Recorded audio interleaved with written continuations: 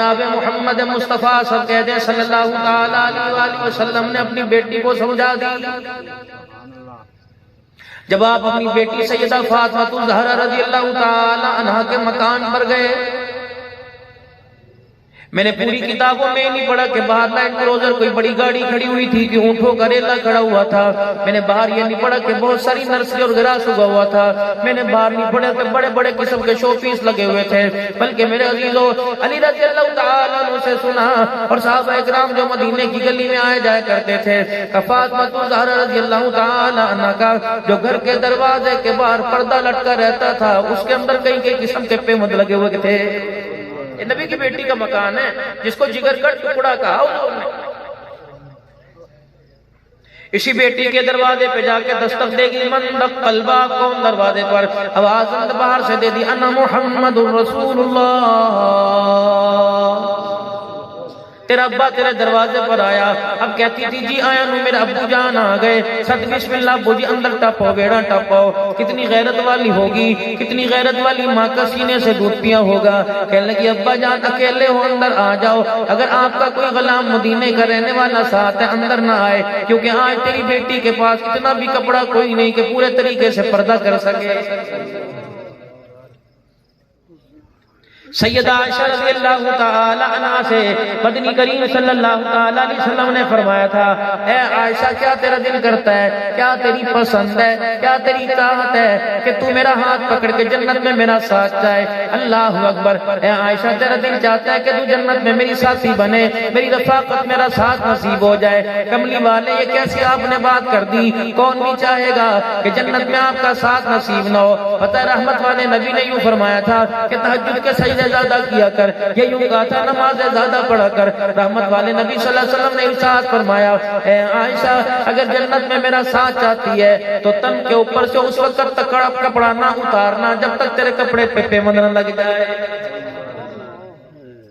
صبح ہفتے کا دن ہے، پتہ نہیں عدالتوں میں چھٹی ہوگی کہ نہیں. وکیلوں کے چیمبر میں جا کے دیکھ لینا کتنی بڑی فائلوں کے اوپر خلا لینے کی درخواستیں پڑی ہوں گی، جس کے اندر یہ لکھا ہوگا کہ پورا سال ہو گئے، وجہ طلاق لینے کی، خلا لینے کی یہ کہ میرا شوہر مجھے کپڑے بنا کے نہیں دیتا. رب اکبر کی قسم ہے، آج کپڑوں پر طلاق کے لینے والیوں اور آج کپڑوں کے اوپر طلاق کے دینے والوں، کل اس دیگا نبی کی بیٹی کا کیسے سامنا کرو گے جو 17 پیمند والے کپڑوں دوپٹے کے اندر، 17 پیمند والی چادر کے اندر سجدے کر کر کے خدا کو راضی کر کے چلی گئی ہے.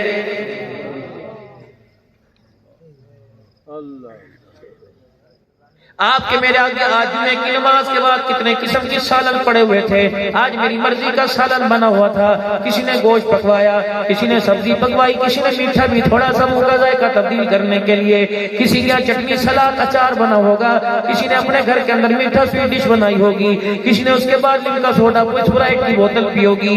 رحمت دو عالم صلی اللہ تعالی علیہ وسلم اپنی بیٹی کے دروازے پر اپنی بیٹی کے بیڑے میں جا کے بیٹھ گئے. کتنی دیر میں سیدہ فاطمہ الزہرا ایک روٹی کا ٹکڑا ہاتھ میں پکڑ کے لے آئی. اللہ کے پاک پیغمبر نے یہ نہیں پوچھا صبح پکی تھی یا رات پکی تھی. آپ نے یہ نہیں پوچھا دیسی گھی میں پکی یا مکھن کا پیڑا تھا یا ڈالڈے میں پکی. فرمایا بیٹی یہ ٹکڑا تجھے کہاں سے ملا؟ کہ ابا جان 3 دن کے بعد ایک روٹی ملی تھی، آدھی میں نے کھا لی، آدھی اپنے ابا کے لیے رکھ دی. حضور کی آنکھوں میں آنسو آ گئے. فرمایا بیٹی خدا تیرا بھلا کرے، تجھے روٹی کھاتے کھاتے ابا یاد آ گیا. اگر تجھے باپ یاد نہ آتا تو چوتھی رات بھی تیرے باپ کی بغیر روٹی کھائے گزر جاتی. پیٹ پہ پتھر باندھ کے راتوں کو ایک ایک رکعت میں 10 پارے پڑھ کے چلے گئے. یہ امتی مکھن پروٹھے کھا کر قرآن پڑھنا تو دور کی بات ہے، قرآن کو ہاتھ بھی نہ لگا سکا. اہلیانے وہاڑی والوں مصیبت یہ نہیں کہ اللہ اکبر پیٹرول آئے دن بہ دن مہنگا ہو رہا ہے. پریشانی یہ نہیں کہ ڈالر کا ریٹ مہنگا ہو گیا. مصیبت یہ کوئی نہیں کہ بجلی کے بل زیادہ آ گئے. بدنصیبی یہ نہیں کہ ایسی حکومتوں سے ہمارا واسطہ پڑ گیا جس نے اللہ کی شریعت اور قانون اور قرآن کے اصولوں کو بدل ڈالا. مصیبت یہ کہ آج سارا دن گزر گیا، جمعرات بدھ منگل پیر ہفتے اتوار کا دن گزر گیا، پورے 8 دن گزر گئے. میرے گھر میں کسی چھوٹے بڑے نے گھر کے اندر نماز کے لیے مصلی نہیں بچھا کے دیکھا. پورا سال گزر گیا، بڑے اور چھوٹے سمیت میرے گھر میں سارے دن کے اندر کسی نے قرآن پاک کھول کے نہیں دیکھا.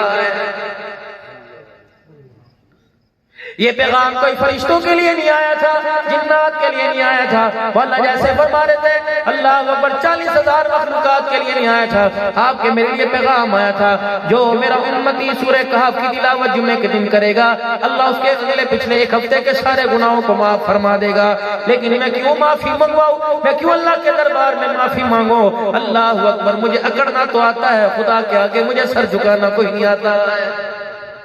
اور دعویٰ بہت بڑا بڑا نا، عشاء کی نماز پڑھی نا سب نے، وتر پڑھے تھے، تیسرے رکعت میں کیا دعا؟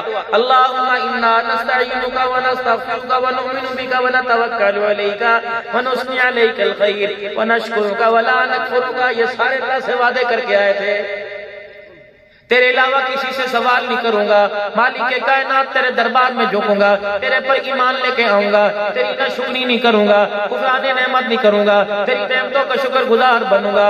الہ العالمین کہتا ہو بے شرما، میری مسجد کے میرے گھر کے دیوار کے سائے سے آگے نکل جاتا، تو کیسا وعدہ کر کے آیا، تو نے میرے گھر کے اندر بیٹھ کر میرا وعدہ توڑ دیا ہے۔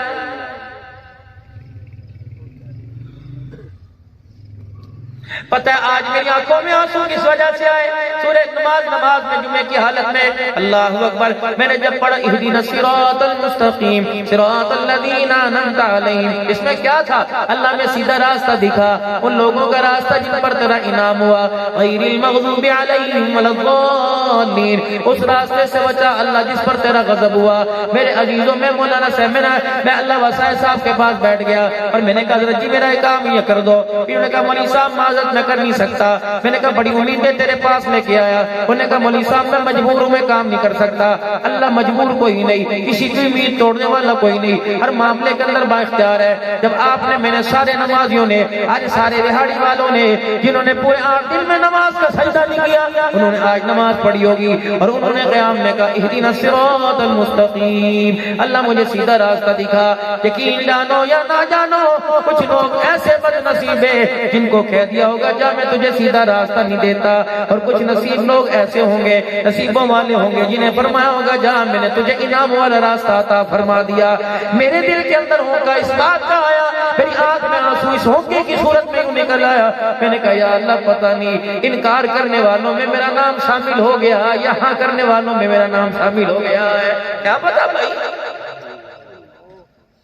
کبھی سوچا آپ نے؟ 30 سے 40 رکعتیں روزانہ پڑھتے ہو اور ہر رکعت کے اندر سورہ فاتحہ میں کہتے ہو اہدنا الصراط المستقیم۔ جب باہر آ کر سود پر لین دین ہوتا ہے، باہر آ کر میرے عزیزو خام مال کو چھپا کر تازہ مال دکھا کر 2 نمبر مال بیچا جاتا ہے، اللہ اکبر، بیمار جانوروں پہ مہریں لگوا کر بیماری وہ مال جانور بیچے جاتے ہیں، میرے عزیزو مردہ مرغیوں کو پیزے اور برگر شوارمے کے اندر کھلایا جاتا ہے، کچی سبزیوں کے اوپر سپرے کر کے پکا کے بیچا جاتا ہے، اسی طریقے سے میرے عزیزوں کچے پھلوں کے اوپر اللہ اکبر لیبل لگے ہوں گے، آم لکھا ہوگا، لیبل ملتان لکھا ہوگا، پرچی ہٹا کے دیکھو نیچے داغ پڑا ہوتا ہے۔ رب اکبر کی قسم ہے جب یہ 200 روپے کا سیب تیری میری جیب سے پیسے نکل کر گھر میں آتا ہے، جب داغ دیکھتے ہیں خدا کی قسم آپ کے میرے منہ سے دعا نہیں نکلتی، بد دعا نکلتی ہے۔ یہ دعا بیچنے والے کے بچوں کو کامیاب کیسے کرائے گی، علم و عمل میں ترقیاں کیسے دلوائے گی، اس کے روزگار کے اندر برکت کیسے دلوائے گی۔ رب کعبہ کی قسم مسلمان کے دل سے اگر بددعا نکلتی ہے مالک کائنات کے عرش کو جا کے ٹکرا جاتی ہے، اور مسلمان اگر دعا کرتا ہے اس کی دعا پر آسمان والے بھی آمین کہنے لگ جاتے ہیں۔